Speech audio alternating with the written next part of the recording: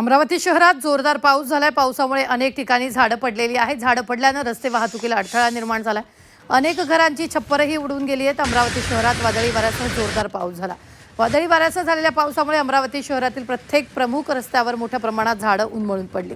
संपूर्ण शहरात 20 ते 25 पेक्षा जास्त झाडांची पडझड झाली आहे, तर मुख्य रस्त्यावर झाडं कोसळली असल्यानं शहरात मोठ्या प्रमाणात वाहतुकीला अडथळा निर्माण झालाय।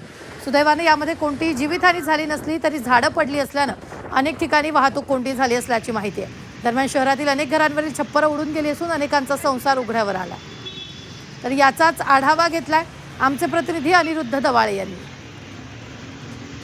मृग नक्षत्राच्या सुरुवातीला अमरावतीमध्ये मान्सूनपूर्व पावसाने जोरदार जी आहे ती हजेरी लावलेली आहे।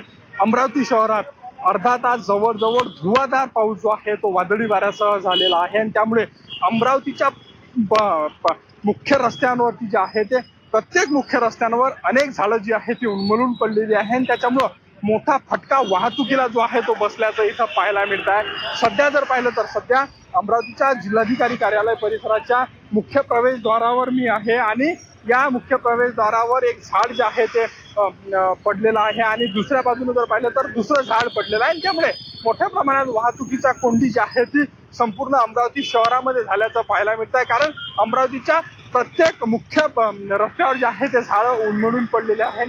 काका, तुम्ही झाड जे आहे ते इथे हटवण्याचं काम करताय, किती झाडं पडणे असल्याची शक्यता आहे? कमीत कमी 3-4 झाडं पडल्यात